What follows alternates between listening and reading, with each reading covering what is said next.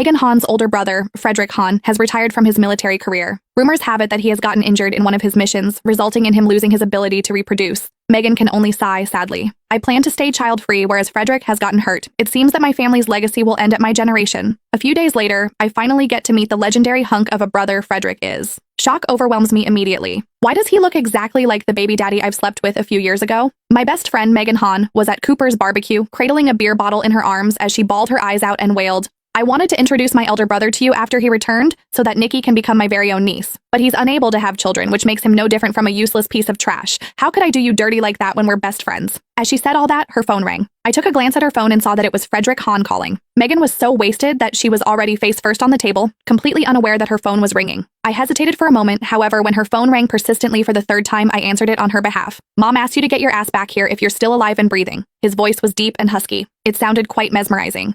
I pinched my earlobe, which felt strangely warm for no reason. "Hello there, I'm Megan's friend. We are at Cooper's barbecue. Would you be able to come over and pick her up?" Given Megan's current condition, it was going to be a struggle to get her home today. After all, I had quite a bit to drink too. It would obviously be a lot more convenient if someone could come and pick her up. Before the man on the phone could even respond, Megan, who had passed out face down on the table, came back to life all of a sudden. Oh, poor Fred. He joined the military academy at such a young age, and he's still a virgin after all these years. Now that he's in this predicament, no one will ever want him. Suddenly, the call went eerily quiet. The awkwardness was enough to sober me up a little. I explained, she really had quite a bit to drink. "Give me the address. 8 South Avenue. Then he hung up. Previously, I had heard Megan talking about her elder brother. He was a tough and strong-willed guy, someone she had idolized since she was a child.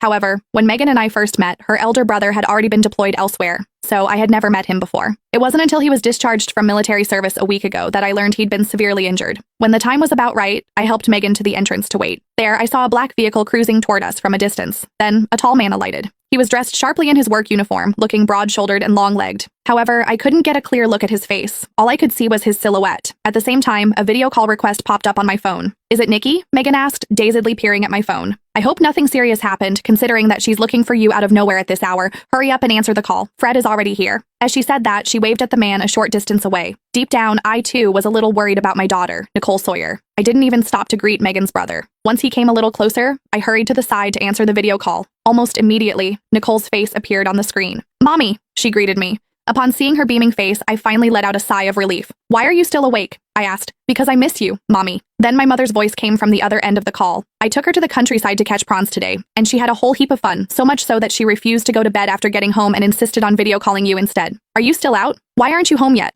I came out to meet up with Megan for a bit. My mother had brought Nicole back to my hometown for a few days, giving me a rare bit of peace and quiet. "Is Megs there too?" Nicole squeezed her face back into the frame. "Mommy, I want to speak with Megs too."